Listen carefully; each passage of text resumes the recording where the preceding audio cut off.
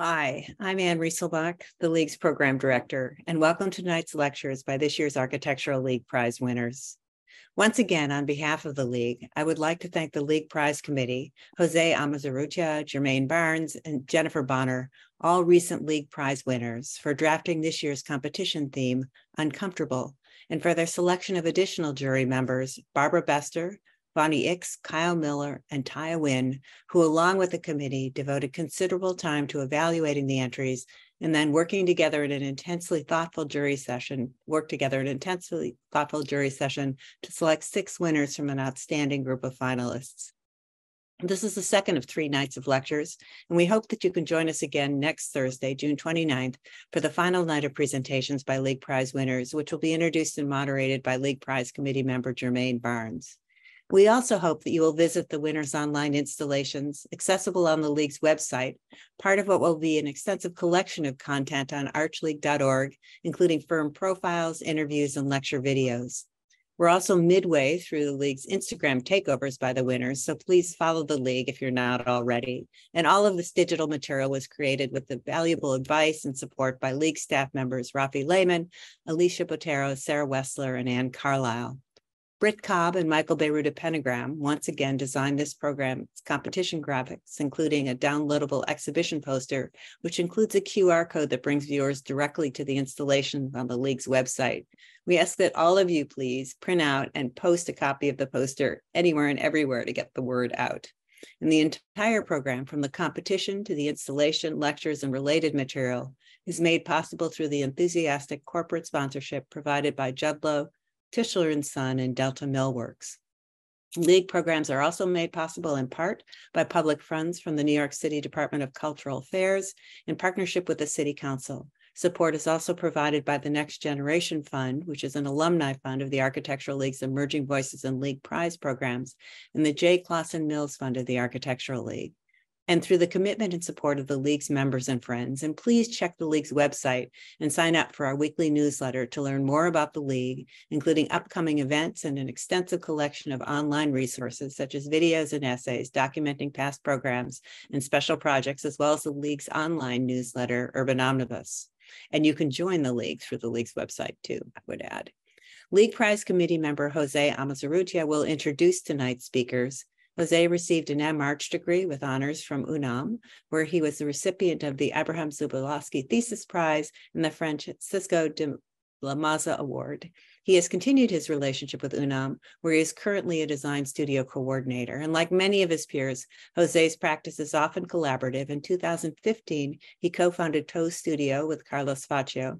4 years later, the two of them also formed collective C733 with Gabriel Carrillo, Eric Valdez, and Israel Espin. And last year, they also formed the El Galpon Cultural Space. After the winners' presentations, Jose will join them in conversation and forward questions from the audience, so please post them in the Q&A section. And welcome to tonight's program. Thank you, Anne. Thank you so much. So, first of all, and once again, I would like to extend my warmest gratitude to you, Rafi, Alicia, and all the team of the Architectural League of New York for inviting me to take part in this year's League Prize Committee, and especially in this fulfilling and meaningful night conversations. As said before, it was a challenge and a pleasure to come up with Uncomfortable, this year's theme, along with Jennifer Bonner and Jermaine Barnes, brilliant colleagues and fellow winners of this prize, as well as joining the jury discussions with Taya Wynn, Kyle Miller, Wane, and Barbara Bester. So after looking into, as you know, more than 80 portfolios, the 6 winners stood out for their consistent approach to challenge traditional paradigms and for appealing to discomfort as a design tool. Tonight, we will have the honor and the opportunity of listening to the words and thoughts of Daisy Ames and Sean Canty. Daisy Ames founded Studio Ames in New York City in 2017. The Architectural Research and Design Office responds to two of the built environment's most pressing crises, the housing crisis and the climate crisis. Intervening at the nexus of the two, the practice work examines house policy, segregation, and repression, as well as sustainable construction materials and techniques. The results illuminate often invisible elements of the built environment and offer a challenge to traditional domestic paradigms. Sean Canty founded his eponymous studio in Boston in 2017. The studio engages in geometrical explorations, asking social questions of traditional housing typologies and architectural forms. In its own words, Studio Sean Canty aims to help establish a new normal in residential design, one that foregrounds collectivity, communal living, and higher density. Through spatial contortions and remixes, Canty's design embraced both the social and formal tensions internal to each project. As in the opening night, the work of these two studios, I believe, is sensitively matched together. Not only they both explore the nuances and contemporary implications of housing, they also question the boundaries of traditional architecture and how can new values break into uncomfortable realities. With outstanding means of representation, the work of both studios makes use of architectural design as an exquisite tool to address social, environmental, cultural, and political issues.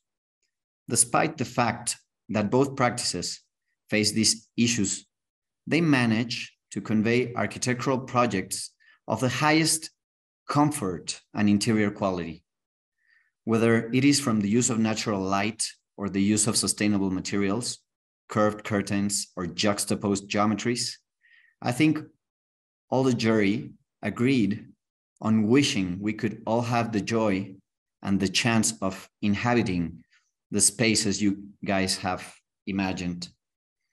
So with no more further to add, I would just like to invite the audience to use the Q&A section underneath to type commentaries, questions for tonight's winners of the 2023 League Prize. So please let us give a warm welcome to Daisy Ames and Sean Canty. Congratulations. Hi, my name is Daisy Ames, and I'm the founding principal of Studio Ames. It's a real honor to be one of the recipients of the Architectural League Prize this year. I'd like to thank the League for their support for young designers and for giving us an opportunity to share our work. Special thanks to Anne Rieselbach, Rafi Lehman, Alicia Botero, Sarah Wessler, and Anne Carlisle. I'm really grateful for all the effort that went into coordinating the lectures, exhibitions, and interviews as part of this prize. I'd also like to send my congratulations to the other prize winners. It's really humbling to be included in such a group of esteemed designers. I'll get started. Studio Ames is an architectural design and research office. We are committed to representing aspects of our built environment that would otherwise be hidden out of view. I'm specifically interested in making visible typically hidden aspects of architecture. Architecture as a profession and architecture as a process, meaning the concepts of space and the sourcing of material, have historically privileged certain individuals' comfort while making others notably uncomfortable. Ultimately, I believe that looking into these hidden aspects of architecture can change perception and lead to significant environmental benefits. It is this conceptual line of thinking, this of making the unseen known, that inspires the design and research of my practice. Our design work is focused on accentuating pre-existing materials of spaces by engaging with their material thicknesses, datums, and details. We see these elements as opportunities to bring into focus old elements alongside those of modest, contemporary upgrades through a language of alignments, symmetries, and tangents. For instance, here, the purple lines in the plans demonstrate these conditions. My practice tests representational techniques. We deploy various modes of production that elucidate the hidden within the projects. This happens when we make physical models, ephemeral renderings, and these sort of X-ray drawings that expose the spaces and details beyond what the eye can see. Our research focuses on social, economic, and environmental shifts and how these shifts impact experience. For example, our research on housing policy and housing design has produced a body of spatial research maps. The maps here show the relationship between historical housing policy and present-day environmental conditions on formerly redlined communities in the United States. Though the practice of redlining has been nominally taken off the books, the consequences of redlining are still very much felt today, hiding as they are in plain sight in the air quality, in the cleanliness of water, and proximity to resources. Today, I wanted to highlight 3 works included in my submission to the League, titled Hidden Lines of Housing. The works are an exhibition, 3 houses, and a housing project, which addresses our housing and environmental crises. The exhibition is part of an ongoing design and curatorial project that invites individuals to consider hidden aspects of their own architectural practice. The houses explore 3 timber construction methods and their ability to generate new conceptions of space. The housing project builds on this material research and incorporates existing and emerging building system policies at the urban scale. Project 1, Ligne Occulte Drawing Architecture. Ligne Occulte Drawing Architecture is an exhibition that asks the question, in a time when we're contending with many shared and lost histories, what way can your perspective be challenged by making visible aspects of our built environment that are otherwise hidden out of view? Ligne Occulte means hidden lines. The term was coined by Sebastiano Serlio, and for him, hidden lines were akin to construction lines in architectural drafting. The lines necessary to conceive of the final form, but are not always visible in the final product itself.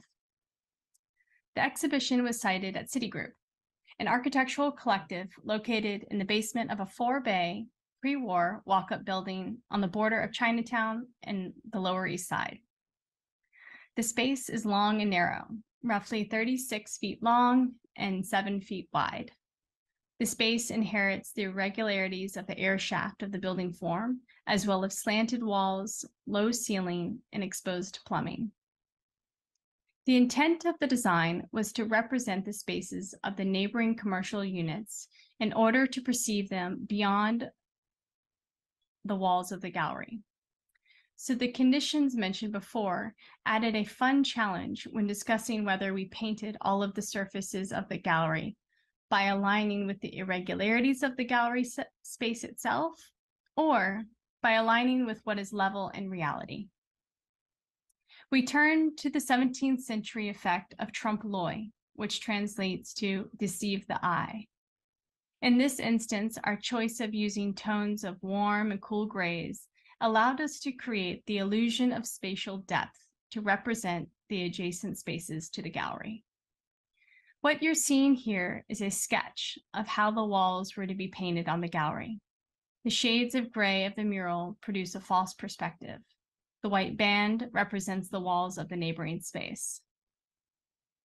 I was also interested in how the theme Ligne Occulte would resonate with others, and wanted to provide a diverse exploration through commissioned drawings. Stephanie Lynn, Kevin Hirth, Marcia Veladar, Alfie Coder, Lindsay Wickstrom, Lindsay Harkima, and Shen Shen created drawings that considered the term Ligne Occulte. Their drawings approached the theme of Ligne Occulte from a range of categories and representational techniques, from the geometrical, geological, environmental, material, into the personal. On the entry wall here is a composition by Shen Shen that was about the underlying geometries deployed in Borromini's San Carlo alla Quattro Fontane, appearing to hang on the space of the wall adjacent to the gallery in the false perspective. Between the experience and the unseen, ligne occulte drawing architecture unveils a way of thinking about your physical surroundings and provides glimpses into the experiences of those working within the profession today. Project 2, 3 Houses, 3 Ways. 3 Houses, 3 Ways are house prototypes that explore 3 different timber products, accentuating their unique characteristics and unique spatial potentials. The 3 houses use the following mass timber construction methods: post and beam, cross-laminated timber, or CLT, and structural insulated panel, SIP. The houses measure 38 feet by 38 feet, roughly 1,400 square feet.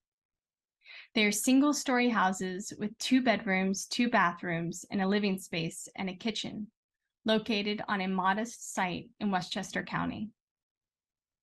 Timber provides critical environmental services by sequestering significant amounts of atmospheric carbon and providing well-oxygenated air.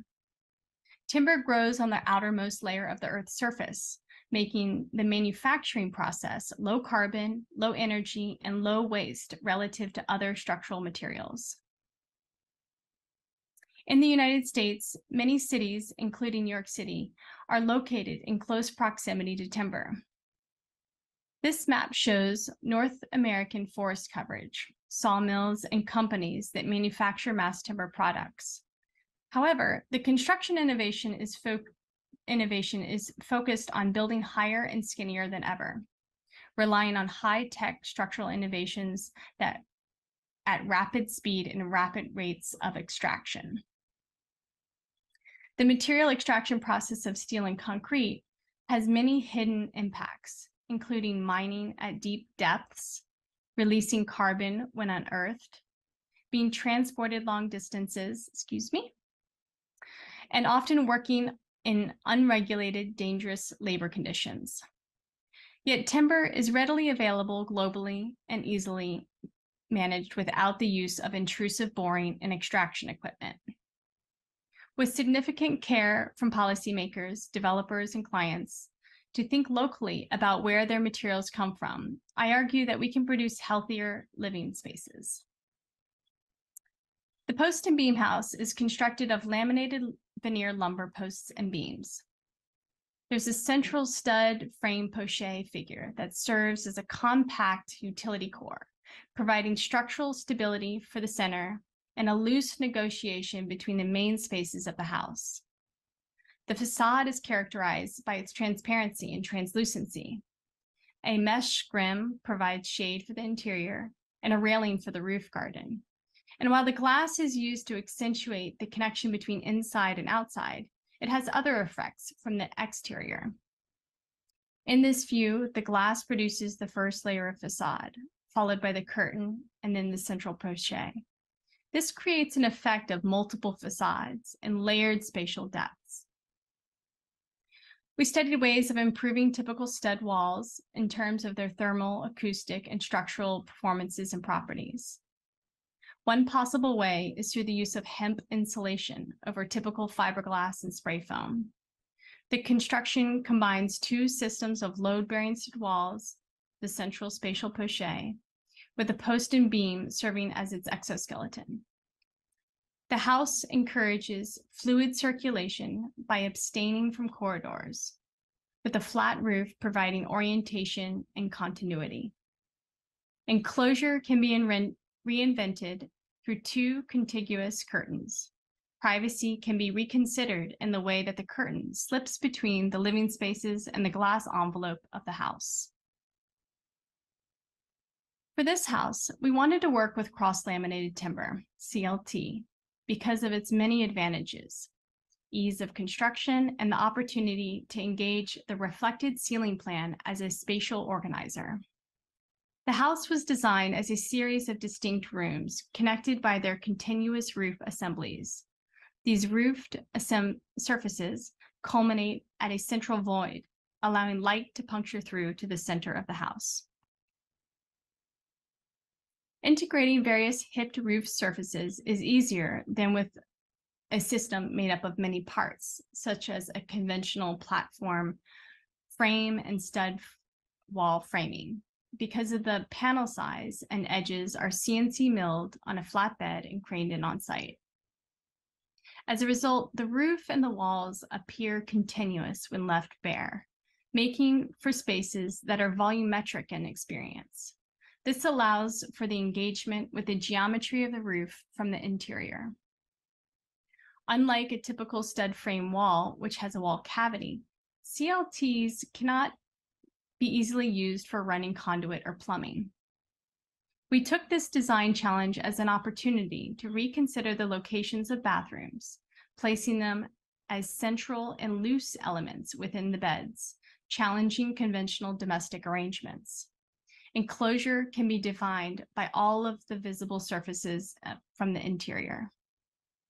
Privacy of the bathrooms are not relegated to the corners of the rooms, but can be celebrated at the center, creating a continuous flow between the domestic spaces and the spaces for body care. The structural insulated panel, SIPs, are prefabricated load-bearing panels that are airtight and reduce thermal bridging for better air quality control. They are typically constructed of a foam core for insulation between two layers of sheathing. In our research, we found environmentally sustainable alternatives to the foam insulation. Among them were return mattresses that cannot be resold, wool, cotton denim, and even bio-based construction infill material. We also found that SIPs are being innovated to be curvilinear, and this encouraged us in the same way that the exposed pitched roofs of the CLT house did, that there could be many other curved moments in plan and in section. The post and beam house prioritizes horizontal transparency. The CLT house prioritizes volumetric rooms. The SIP house, instrumentalizing the deliberate spatial bias of the circle, produces a centripetal force in plan and a centrifugal force in section. These projects can be read as Palladian villas, whereby the front can be the back and the back can be the front. There are no corridors or hierarchical spaces outside of the spatial pochets that house the private areas. They are projects that produce readings that favor the relationship between spaces and experience over any illusion of pure geometry. We think about these houses as systems of constructions that lend themselves to a variety of heterogeneous spatial experiences. Project 3, Housing Design. The final project I'm presenting today speaks to my passion for housing as a fundamental public right. New York City is in a housing crisis. We have high inflation, low supply, and much of the housing stock is in need of repair. While HUD is making strides in rental assistance, there's no one-size-fits-all approach, and it really needs numerous cross-discipline solutions. And I wanted to see how I could contribute. Last year, New York City Construction Code approved the use of mass timber for buildings up to 85 feet tall. So I wanted to explore building a housing project out of mass timber. The result is a project that incorporates years of design and research my office has done on housing materials and systems.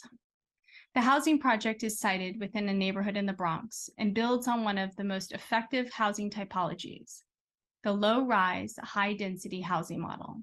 And these are typically small to medium-sized buildings of 4 to 6 stories. The multi-generational housing design is a 2-slab, 6-story building with a central open courtyard.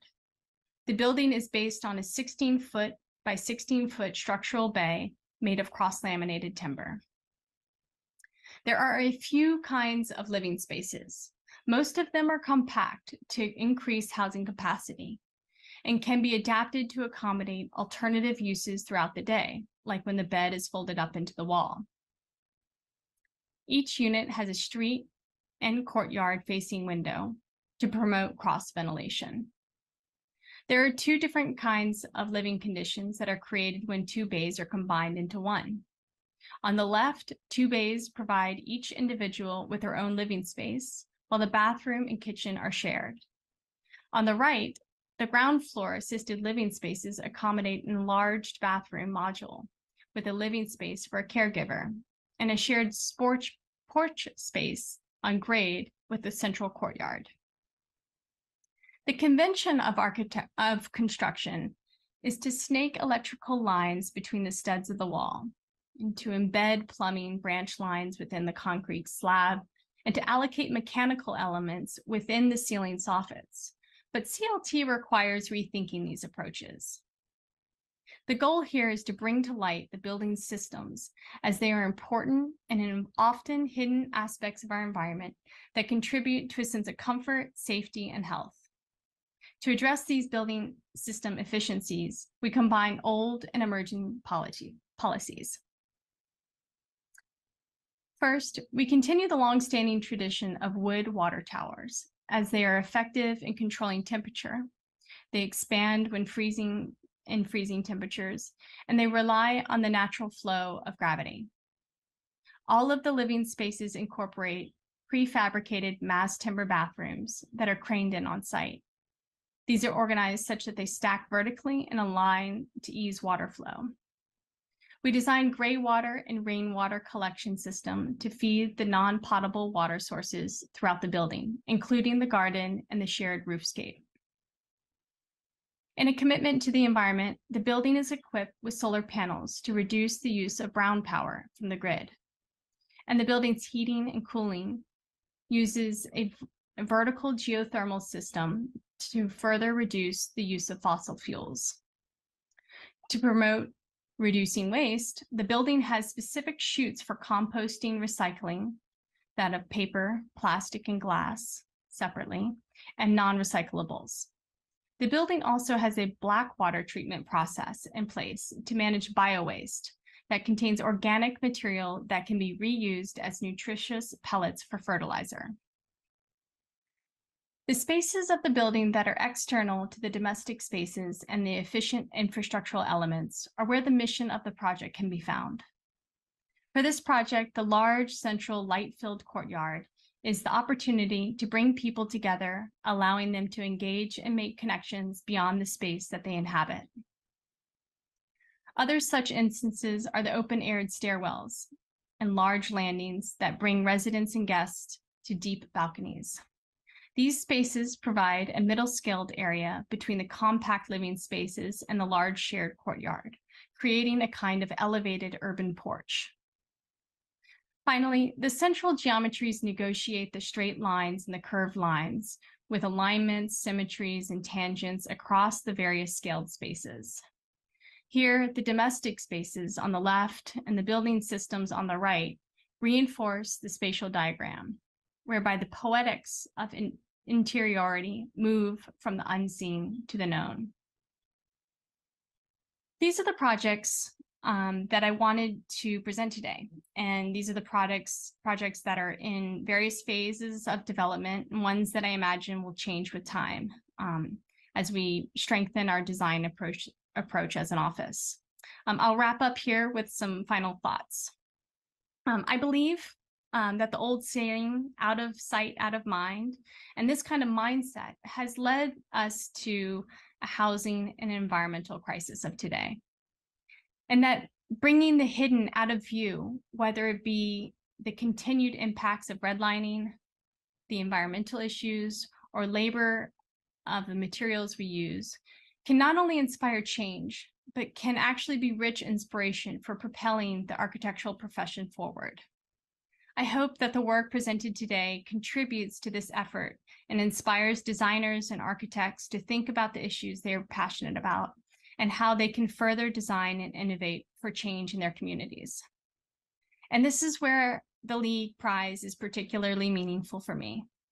It provides an opportunity to share the research and design of Studio Ames and the hope of inspiring innovation and creativity.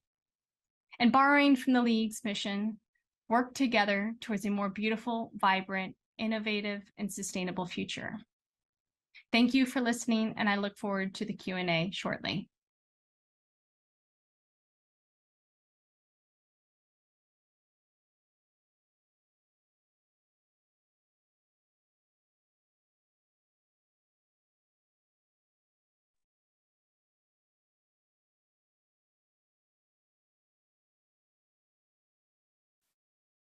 Thank you, Daisy, for a really wonderful presentation and sharing your work. I would like to thank the Architecture League and this year's selection committee for its recognition of my work. I would like to thank my family, both given and chosen, and my mentors.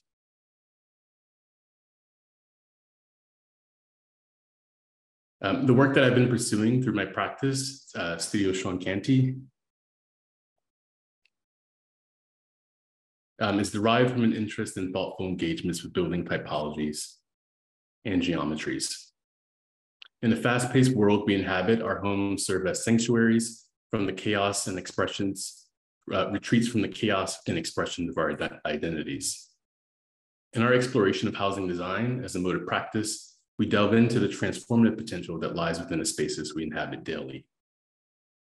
By examining the intimate relationship between personal narratives and built environments, we uncover the ways in which architecture becomes a conduit for self-expression, cultural preservation, and beauty and betterment. In this age of discomfort, sustained by multiple crises, the studio's work responds by pairing robust familiar forms with the social agenda. Subverting neutral blankness as the root of Euclidean geometry, common housing typologies at a second glance are given renewed value to embody, sustain, and respond to the uneasiness of that which has always permeated our discipline. So today we will embark on a few select projects which explores the interconnectedness of homemaking, aesthetics, and building type. The first project I'd like to share is a single-family residence proposal. The Tall House is a 3-story house proposal located in Oakland, California, identifiable by an exaggerated slanted roof. The house is an interplay between square and circular forms and composed of 4 figures: a circle, square, prism, and a cone. These are entangled through a series of geometric tucks, which complicates the envelope in different ways for light, entry, and informal porches. This offered an opportunity to craft distinct interior and exterior experiences, as well as those in between. The project aims to provide a sense of privacy and tranquility within an urban neighborhood. And in our approach, we were interested in composing a house that contained a small internal atrium, offering the internal section to have visual and sonic exchanges across all 3 levels.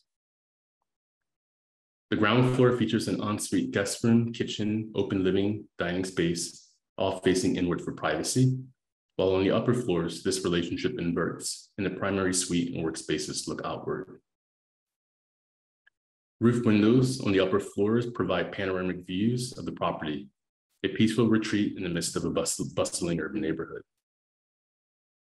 The house stands out with this distinct slanted roof and uniform corrugated steel cladding, echoing the mixity of industrial and residential vernaculars nearby.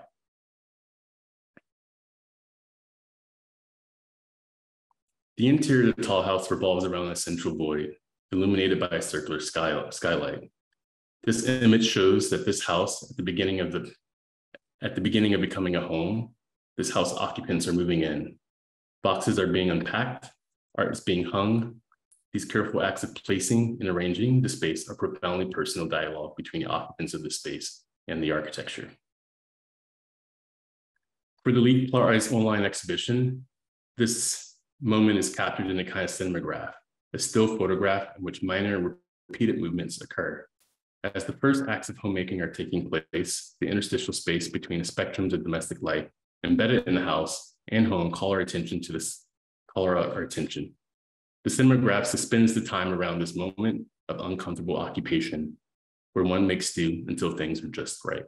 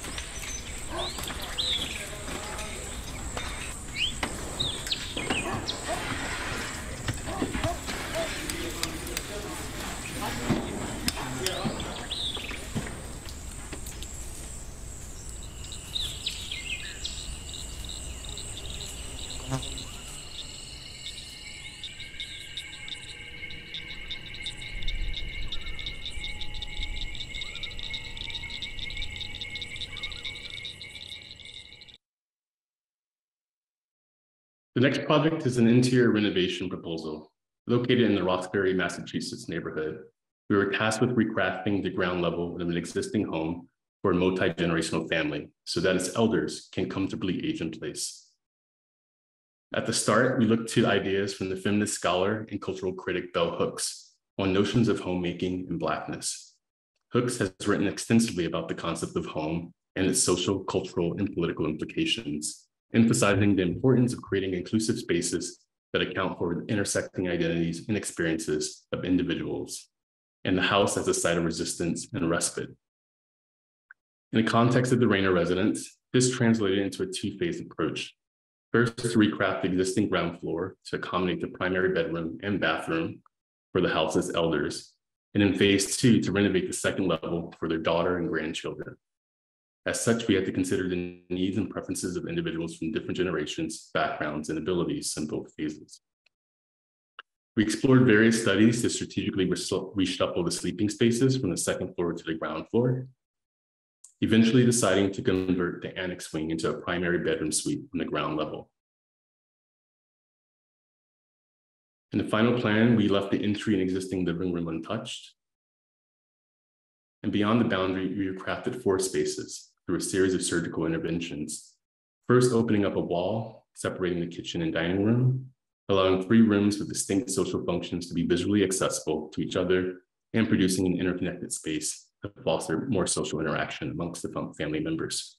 And secondly, a series of inscribed archways to denote transitions between public and private functions. Hooks argues for the significance of aesthetics and beauty in the home environment as sources of nourishment and inspiration for the Black diaspora. We tried to draw inspiration from the Black visual canon to source color, texture, and compositional motifs. The Pan-African flag and its colors served as accent colors throughout the space, while the works of Basquiat, Kerry James Marshall, and Yvonne Jackson served as symbolic and visual references to highlight Black leisure, respite, joy, and comfort. We inscribed arches to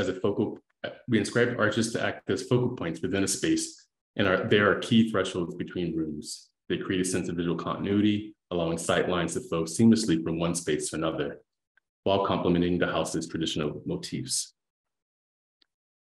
It was important in our considered representations of the project that family heirlooms and cherished items of sentimental value, some habits and rituals were incorporated. They are symbols of social status, privilege, or cultural capital, but they can also disrupt and challenge these hierarchies. For us, they infuse the space with personal and cultural significance, let's say from the okra on the kitchen counter to John Coltrane tucked away in the family den, to the glass of Uncle Nearest whiskey sitting on the dining table, or the extended book collection of the mother elder, or the Black Panther figurine of one of the grandchildren.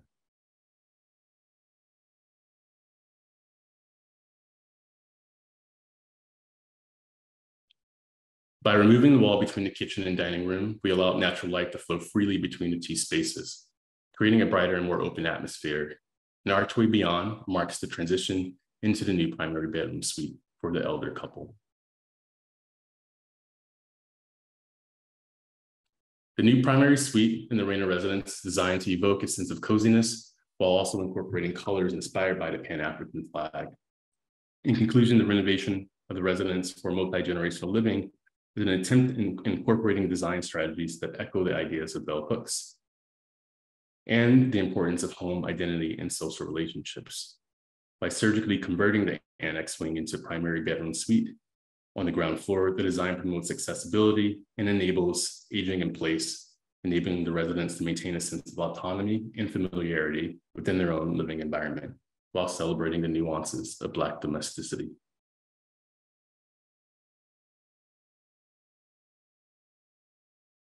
In the summer of 2021, we were asked to participate in the Royal Academy's annual summer exhibition. Yinka Schoneberg curated the entire show under the theme of reclaiming magic, and David Adjei curated the architecture room under the theme of climate and geography. We submitted a model and a large-scale print of a speculative regenerative proposal for a scarred and neglected block of Philadelphia along the Osage Avenue in the Cobbs Creek neighborhood. The site was once a vibrant Black middle-class neighborhood, and the former home to the controversial Black liberation movement MOVE. At the time, the group and its ideologies and lifestyles were incommensurate with the neighbors and city officials. They valued collectivity, education, and alternative ways of relating to the city and landscape, and were very much anti-establishment. In a kind of ongoing fallout, city officials eventually bombed this block that housed the MOVE in 1985. The shocking act culminated in years of tensions between a group, the city, and a nearby middle-class neighborhood. 3 rows of housing were razed to the ground, displacing many long-term residents. While the tensions that led to the bombing of this neighborhood were complex and nuanced, many today can agree that this instance of forced displacement was extremely unacceptable. And so recalling this extreme instance of racial and spatial injustice as a type of, let's say, forced removal, it's also a stark reminder at a moment where climate inequality is creating conditions for further displacement, although on radically different terms. The conditions surrounding this bombing were not directly derived from climate emergency, but this spatial injustice engages questions of how we live alongside loss and each other in response to many kinds of injustices, and how we might reimagine and re-engage a space of trauma while thinking about the future. While the row houses were eventually rebuilt on the site, they were built with little care, echoing the trauma at the center of the bombing. And so we put forward a proposal that considers the site as a place of memorial and collective living. What does resilience look like in this context? And how can we learn from efforts to live together in the face of trauma towards a new social and cultural collective? So just to rehearse this narrative, the site before the bombing, the site after the bombing, and the reconstruction of housing that still carry the scars of that initial act. In our investigation, we worked closely with our engineering collaborators at AKT2 to look at the disparity between green space and wealth. And armed with this knowledge, we embarked on a series of studies at the block scale, intertwining new housing with green and open spaces. Each block composition maintained the same density of housing units within it, with the goal of enhancing the well-being of residents through urban design, new housing, and the integration of the commons. Ultimately, we decided not to rebuild where the destroyed homes were, and instead opened up the inner block, introducing a collective commons. Symbolically, we view this negative space within the block as a place of remembrance and an opportunity to rebuild community. The site plan illustrates the final composition of the block and the positioning of our proposed housing, which is slightly tilted to maximize passive cooling and solar exposure.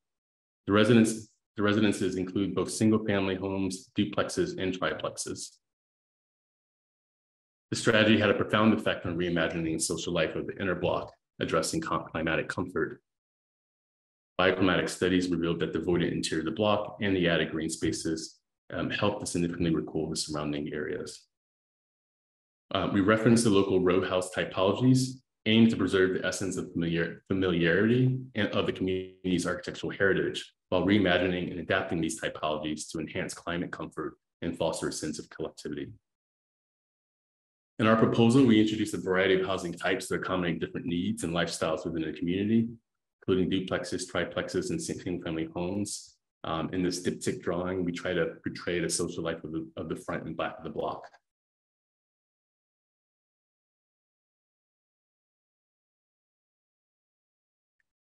One of the distinctive features of our proposals is the use of the green fluted CLT timber facade to enhance the thermal performance of the building, while the vertical striations echoes the rhythm of the party walls left behind after the bombing. Inspired by the traditional rural houses, we integrated porches into the design. These serve as elevated platforms to help with climate storm surges while maintaining social connections to the street. And building on the concept of the porches, we included terraces on both the front and back of the elevations of the block. These outdoor spaces extended the living areas, allowing residents to enjoy the seamless connection between inside and outside. And finally, the collective commons is rooted in an idea of reclaiming and revitalizing the scarred and neglected block. By not rebuilding, the destroyed homes were created By not rebuilding the destroyed homes, we created a negative space within the block, which now serves as a place of remembrance and community building. The Commons acts as a central gathering area where residents can come together, engage in leisurely activities, and establish new connections.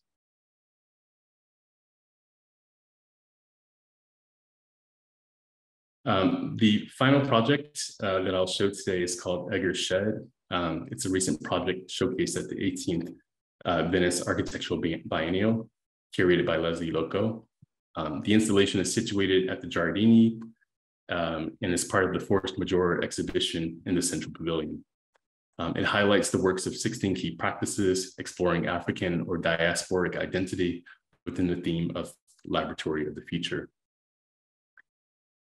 Egger's Sheds draws inspiration from two ordinary sheds crafted by my great-grandfather, Edgar, or I call him Bubba, Canty, located in Elliott, South Carolina. These sheds have become a constant source of reflection for my practice, representing a pair despite their distinct characters. Bubba was a carpenter and a craftsman, and he dedicated his life to refining and crafting these two buildings through alteration, extension, and care.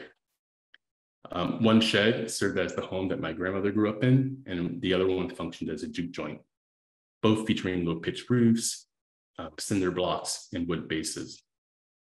The installation acknowledges the often overlooked and foreign practices steeped in the Black vernacular, but are also present in Bubba's sheds. From these simple forms born out of necessity, extraordinary inventions and innovations emerged. The values of material reuse, care, and maintenance were central to these spaces. And importantly, these sheds were places of daily life where joy, struggle, and growth were protected from social adversity. Egger's Shed serves as an enduring exploration of aesthetic inheritance, shedding light on the gaps in aesthetic knowledge and practices absent from current architectural discourse. The project emphasizes the need to revisit and incorporate marginalized traditions into the ongoing work of architectural practice. It calls attention to the importance of recognizing and celebrating these traditions that have been historically sidelined. One of Bubba's sheds served as a juke joint, a space rooted in the African diaspora's cultural evolution. Juke joints trace their origins back to slave quarters, where enslaved Africans created spaces for merriment and joy. Over time, they evolved as unlicensed establishments, often located in the hidden back roads of rural and urban areas. They provided spaces for working people to gather, enjoy music, dancing, and food. A half-scale mock-up of the sheds becomes a central component of paying homage to the originals, while providing a spatial counterpart. Each element of the installation is partial, highlighting the incomplete knowledge and history surrounding my connection to Bubba and the sheds. Within the space, the shed serves as a simple, versatile function, offering rooms for display and events. The roof is symbolically overscaled and acts as a primary sheltering element and sets the stage for the installation. The design prioritizes easy disassembly and reusability of components, embodying the values of reuse and sustainability. As Bubba was a carpenter and craftsman, the use of wood reflects his skill, expertise, and the dedication to his craft. And woodworking has a long-standing tradition in many cultures, and its inclusion in the shed pays homage to this heritage and his craftsmanship. The lighting design in Egger's Shed installation plays a significant role in reflecting the contrasting vibes and atmospheres between the house and the juke joint. The shift from pink to blue lighting and the transition from day to night further enhances this differentiation. There's a juxtaposition between, at least formally and spatially, between precision and informality within the tectonic language. I like to call this a relaxed precision. And between the two aesthetics, this can invoke a tension between different aspects of the shed's history. It invites viewers to contemplate the coexistence of the refined and the imperfect, and it captures the layered narratives and complexities inherent in the shed's history and cultural context, while offering a new platform for me to explore new design methods. The new shed and Egger's Shed installation serves as a platform for presenting the model replicas of the two original sheds created by Bubba. The model replicas of the original sheds pays homage to the architectural legacy of Boba and the significance for me. And it provides the physical context and setting, and that sets the stage for the models to be viewed within the context of a gallery setting.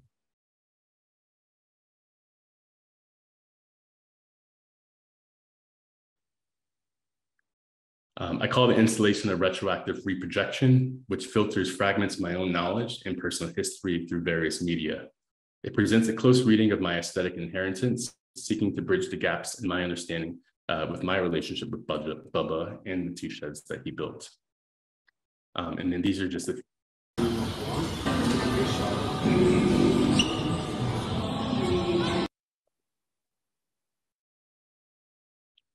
few videos of the installation.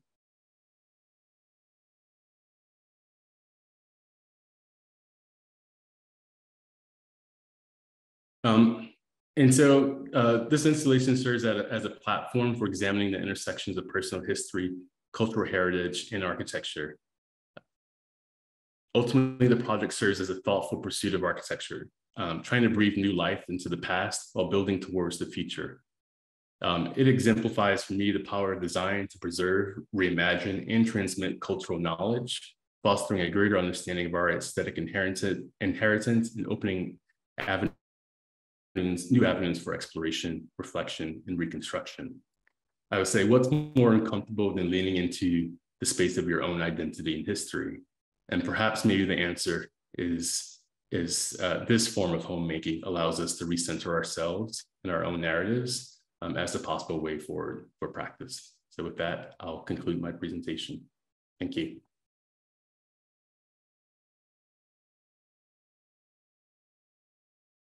Thank you so much, Sean, and thank you so much, Daisy. I must say I'm pretty excited for being here with you tonight and having the opportunity of starting a conversation about your work, which I believe has many themes and concepts in common. So first of all, I look forward for you to take this chance to also ask questions to each other. And I know you guys know each other, and I'm starting to getting to know you through your work, which is quite exciting, I must say, because there is parallelism with a lot of what we think down here in Mexico with our work. But to break the ice, I would like to read the questions from the audience, because I also believe that the conversation can flow from there. I have some questions of my own, but I would like to have the audience participating too. So I will read the question by Thomas Dumonchon. Perhaps I didn't pronounce that properly, but to both architects, in their potentially very mutually intelligible language of hidden lines, second glances, and flowing sight lines, what possible conceptual connections between designers, graphic techniques of representation, and reconstruction of future and past conditions, and building residents' own experiences of subjective revelation and spatial insight? Well, it's quite a long question. Especially glimpses and glances, gazes across a shared commons between initial representation and eventual social phenomenal experience. Well, I'll let you guys take that as it comes and start the conversation, and then I'll carry on. I don't know who wants to get started. Well, maybe I'll say that, you know, in my practice that as an architect, there are certain inclinations and desires that I have personally for my work that I call them digressions, but I'm always interested in how those digressions might find opportunities when appropriate to be placed in a particular context. And so a form carries with it a particular kind of baggage, spatial baggage, perceptual baggage, and I try to find the opportunities to allow that to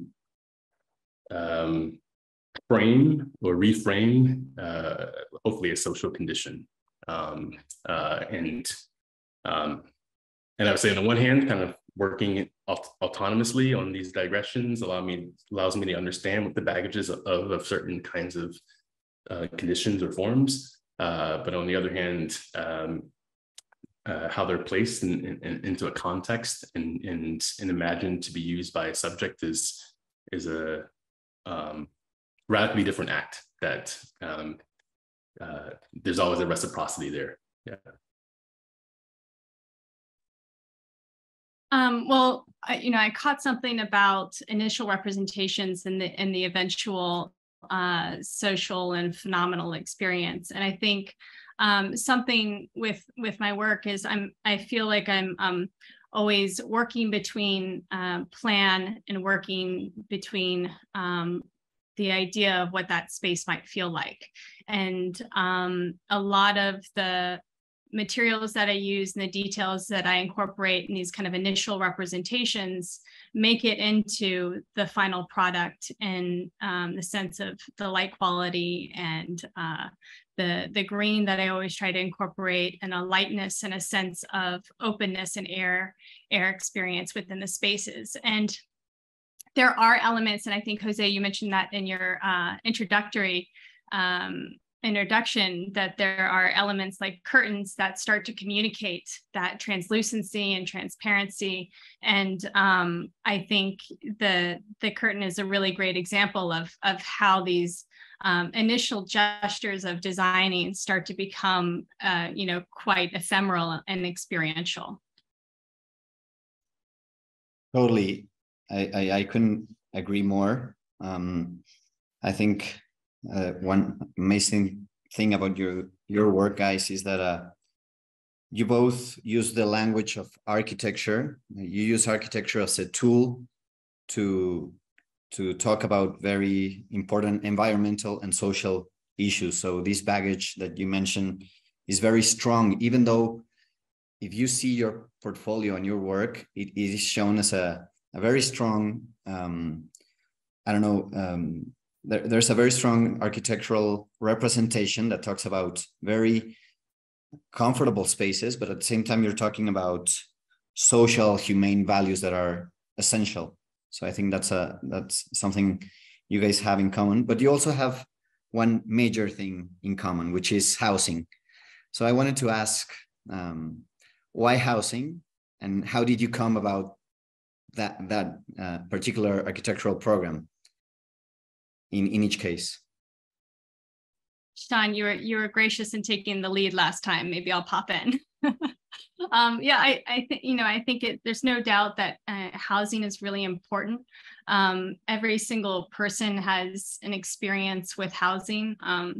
Our profession, however, celebrates luxury, the tall and slender towers, their interiors and all of the perks that the 1% can afford. And I'm really interested in the everyday, where things like cross ventilation and adequate light and a window are not just talking like luxury talking points, but they're really like baseline.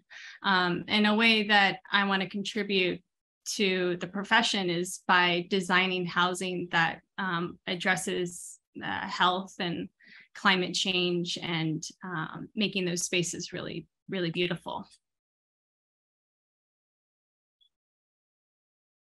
Yeah, I mean, I would say that on the one hand, I think that working on housing instills in the practice a set of values that I think is very human oriented. It's about scale, it's about the subjects, it's about personal identity, comfort. And so I think that even when I'm not working on housing projects, that I try to translate these ideas about solitude and collectivity in other types of typologies and platforms. There's also the kind of like famous, Alberti quote that the city is like a small house and a house is like a small city. And so I also think that in the digressions of working on housing, I think that they also prepare me for other kinds and other scales of work, and that those values will always be on the table. Exactly. And that actually leads me to my second question that has, I think it's a major structural theme in your practice in both cases, which you already mentioned, is about those thresholds or hidden lines, or let's call them boundaries, between the individual, the collective, the private, the public, the contemporary, the traditional. It's like a balance, right? I don't know if you guys could see that way of thinking, and that dual way of thinking in each other's work, and what you think about each other's work in that sense. I don't know if probably you know it already, and you've had a conversation about this, about that dualism of the boundaries you're trying to break, even in an urban scale, right? The mapping you did with the green areas and with the in Minneapolis, Daisy and you, Sean, in the example you showed at the Bronzeville, you always play with those thresholds, right? How come, or how do you find that parallelism in your work?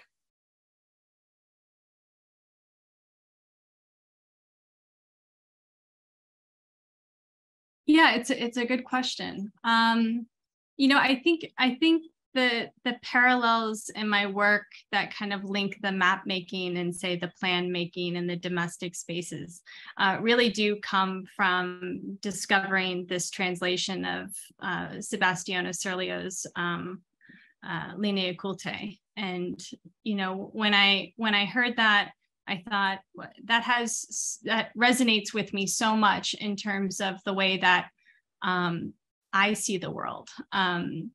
And the way that I see the world is through a collection of lines. And I'm always looking for alignments and compositions and kind of everything that I do. So I think the hidden line is something that is deeply personal to me in a way, because it's how I experience the world and how I pick up on references and misalignments and asymmetries and symmetries. And I feel like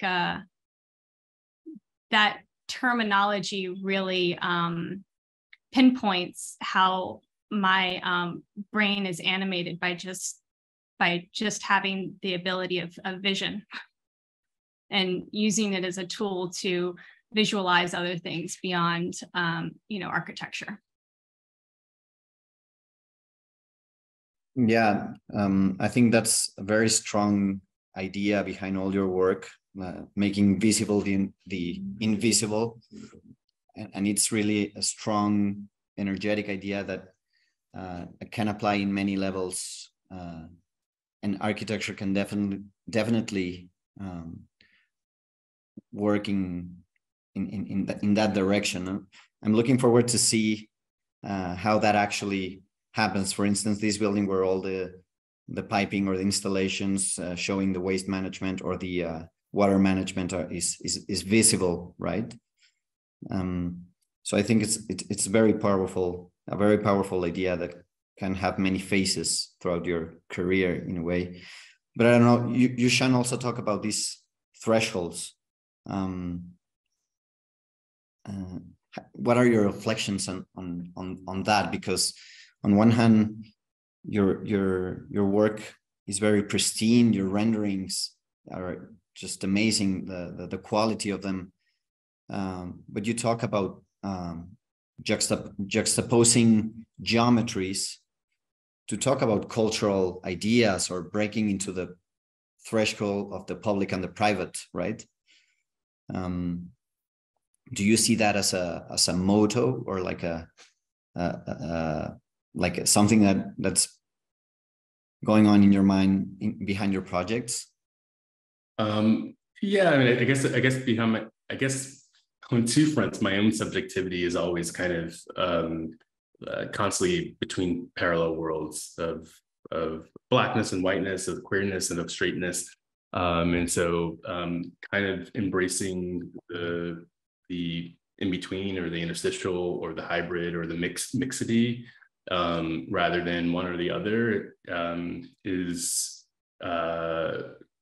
maybe something that's kind of entered into the practice, and actually I'm much more conscious of recently, and much more willing to embrace. And so for me, I think that kind of opens up the work to a kind of larger audience, but also hopefully allows for people to, because of its strangeness of being slightly familiar and not, that I hope it draws inquiry or inquisition for those that are moving through the space. And have you guys had the chance, and this relates to the question that it's on the board now, that, well, the question is for Daisy and says, are the three houses in Westchester that you presented built? Because we can talk about ideas of breaking the boundary of the public and the private. Like, for instance, in the tall house, you have the sound of the three levels happening in the house.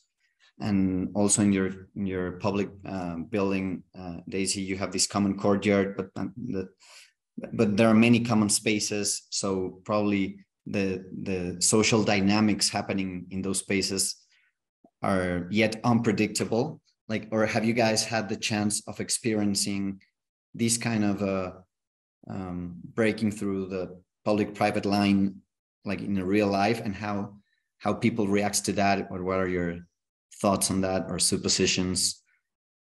I mean, are they built? I also had that question, actually. Oh, they're actively seeking clients.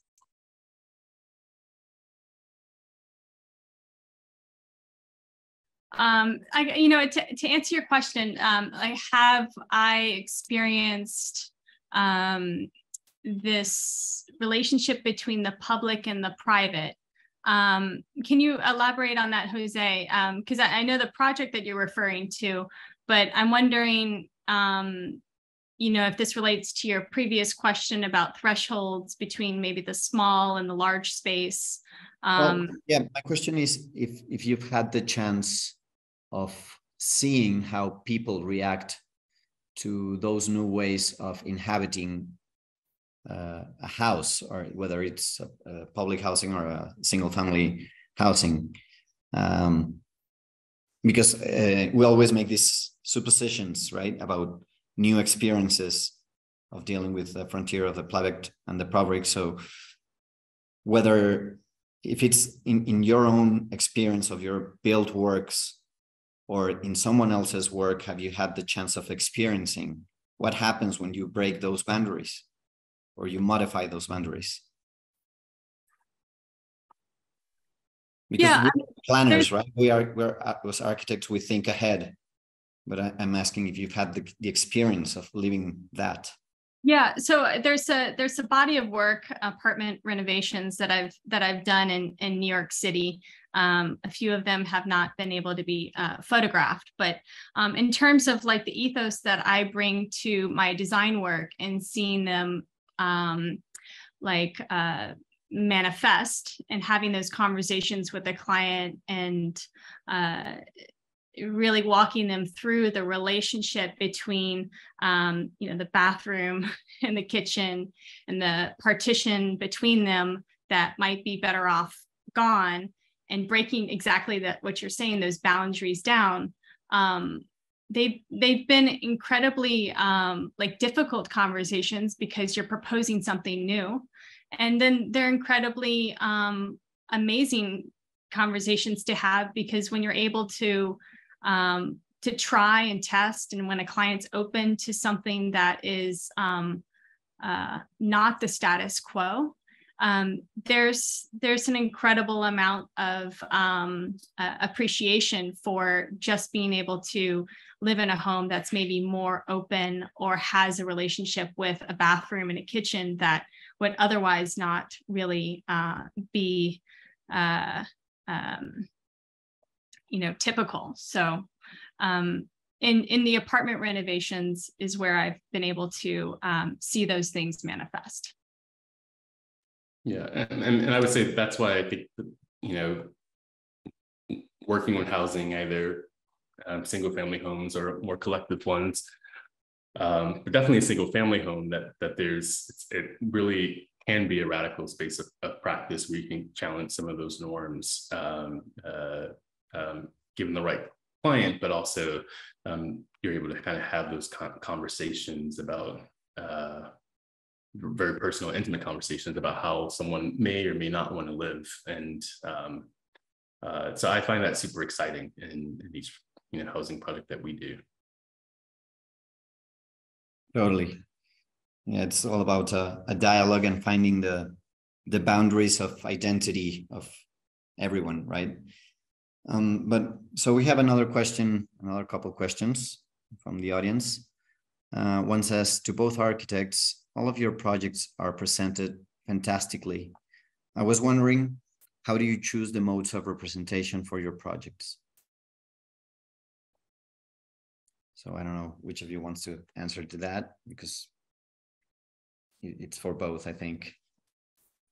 Well, for me, I think that different representations do different things in terms of articulating the narrative of the project, both internally and also to public face or even the client. And so, for us, plans do something very differently than a moving image like the cinematograph or a rendering. But we try to exploit the potentials of each of those representations to kind of get at a very different thing, or a very different aspect of the project.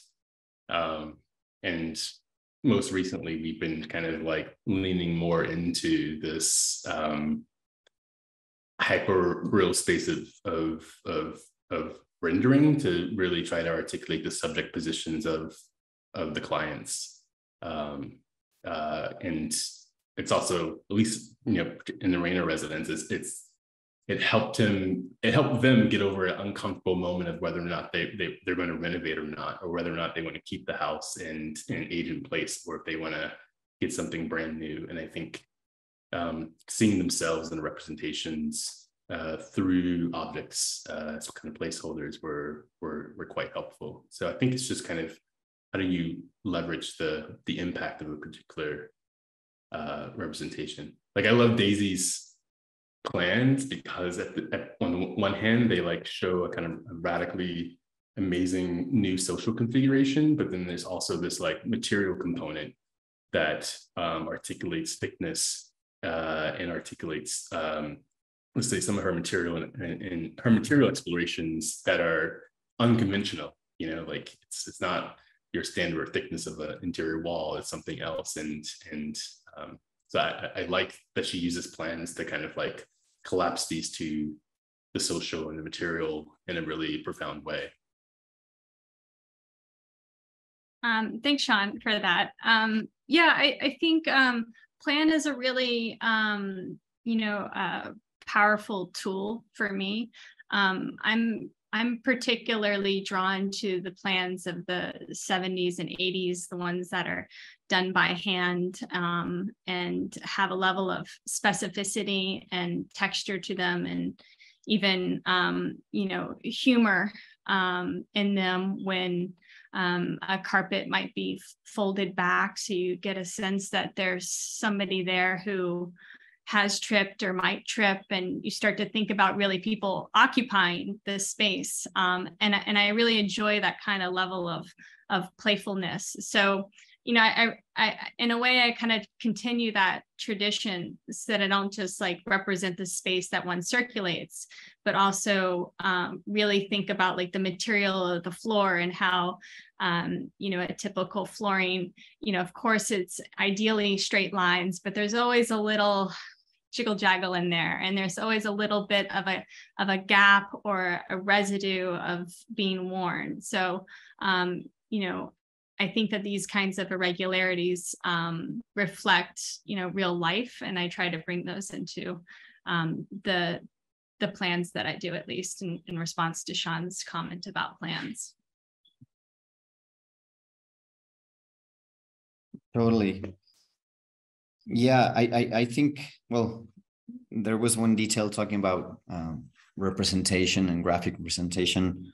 I loved your cinematograph, Sean, like this capturing this hypothetic moment of the things of the family moving and all the sounds and lights that happen through that specific moment. I think it's very subtle. I actually also, I'm very much into the housing thing, because I think that's one of the reasons I particularly studied architecture, because being a child, living in a home, when you go to someone else's home, you see this whole new reality, right? And you focus on all these objects and conditions, and that it's an imprint, right? And by going to 3 different homes, you have already a totally different vision of the universe. So I think that the fact that you portray that, it's awesome. But I also realized that you have this photorealistic way of showing architecture, but sometimes your human scales were clearly non-photorealistic, or more like drawn. Or is there a reason for that? In some of the renderings, all the architecture looks pretty much real, but then you look at the human scales, and they are clearly photoshopped or something. I don't know if there's if that was intentional. It's a detail I wanted to ask. In that particular project, it was a bit of an homage to an artist that I love very much, and who uses blackness as a color and to accentuate other colors, and I really felt that kind of echoing or giving a nod off to my profound admiration for his high level of craft and making blackness seen was appropriate for that particular project.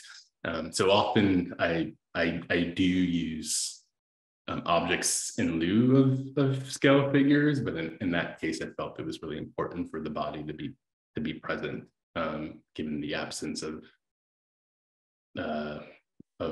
bodies that were lost in that tragedy. So I think it's awesome. Yeah. I have a question for Sean, a representation question. I'm curious about this this second guessing that happens when looking at some of your work, kind of deception of the eye, so to speak, to pull from my presentation. So there's this kind of confusion about the physical models. Some of the models are rendered, and they're rendered in such a way that I think makes them look like they were handcrafted. And then sometimes these physical models are rendered and mounted on a wall as if they're compositions or a painting themselves in a domestic space. So there's this flickering of representational techniques and methods, and maybe building on the previous person's question about representation, like, what are some, like, how are you thinking about advancing architectural representations? Because there is this conflation and superimposition of many methods that you're using. I'm so curious about that.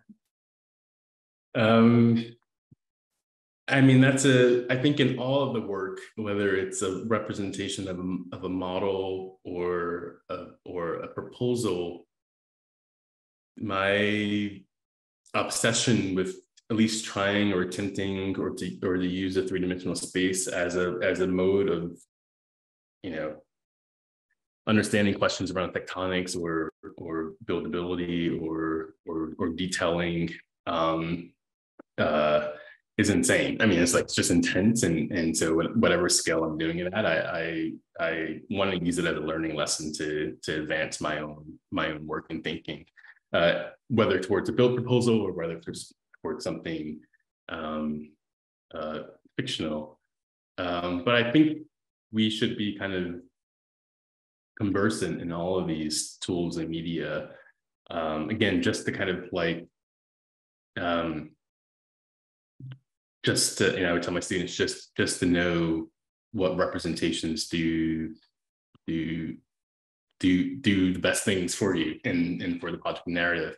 It's also bit of economy of means too, just in terms of like being a small practice and trying to be nimble and really trying to be resourceful and trying to leverage my my own skills. So it's part practical, but it is a mode of inquiry into thinking about design, into thinking about precision, into thinking about certain kinds of formal or spatial relationships. So I don't take either for granted.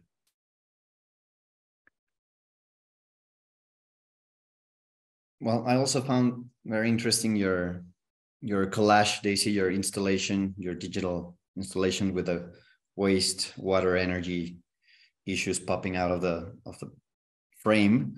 I think the collages you make are very powerful conceptual tools for portraying a message.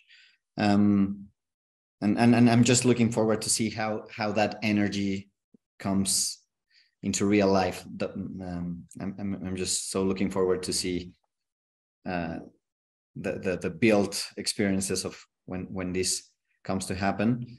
But I wanted to also congratulate you for your means of representation. I believe you guys complement each other pretty well, and you have a very sensitive perception for many nuances and details in reality, and I think that's part of what we do as architects. Like it's an interior road to find the way we perceive the world, but also to read from it. So I think it's really strong. Probably we're going to be we're closing to the end of the discussion. So I'll read, there's now 2 questions, but there's one. The first one says, does the past need to be uncomfortable to have a comfortable future? Probably the project you shown, Sean, with the bombing and all the,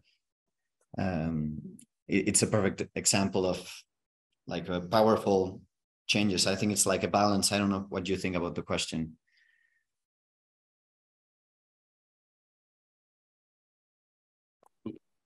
Well, I mean, I think for me, I mean, you know, I think there's, well, I'm just going to say, just personally, when at least the products I've shown today, and I think, and there are many others where I felt the most uncomfortable and the most uncertain about leaning into a particular history, or leaning into myself, or leaning into a kind of like new way of arranging a space sectionally, that I think it's allowed me to grow as a practitioner, and has expanded my breadth of work, and it has kind of pushed me and challenged me in ways that I think were productive, and I think that I would, if I put my pedagogue hat on, I would there's so many challenges out there in the world today that need addressing, and so I think how do we lean into that unknown territory to try to make, you know, the future a little bit better for the next generation. And there's another question for both of you that says, from David Deckelbaum, to both architects, the work employs different geometric and mathematical properties to both divide and combine building program and architectural form. For example, tangency, symmetry, inflection.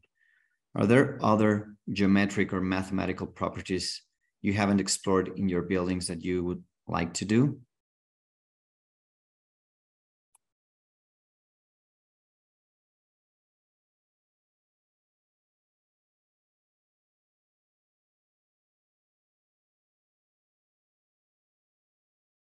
Any thoughts?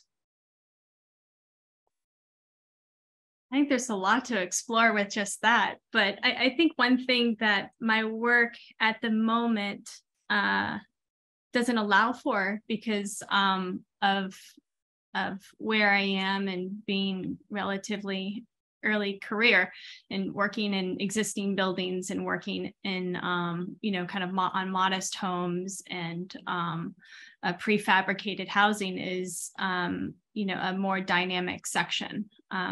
There's some things that we can't resist. We're humans. We walk on flat ground, but there's always, a hope that there's another kind of way of designing space that would engage the ground and ceiling, which I have yet to be able to do.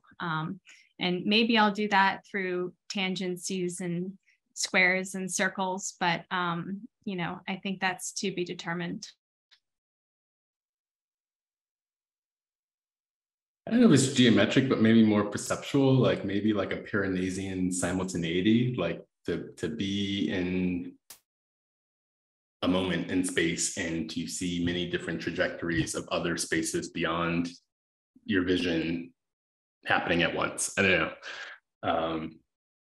But I mean, that's just my own the idea of having a complete understanding of many different kinds of radically different things happening at once somehow, like the carcery drawings. I don't know.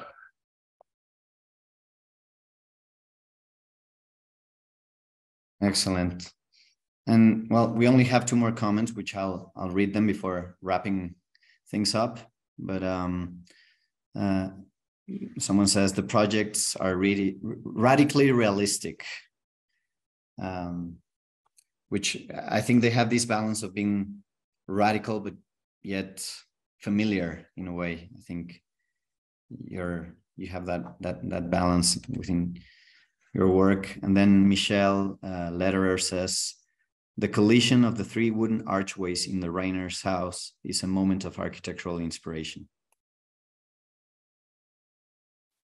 Thank you. So, hi, and I'd like to thank you all for your incredible presentations. I mean, it was really interesting on a, sort of meta sense, thinking about the spatial implications of reconsidering the histories of site and environment and even just formal geometries, and then more specific to each project, various social configurations, as well as new and traditional materials. I mean, I think it made a really great pairing, and I think raised as many questions and possibilities as answers. So thank you all.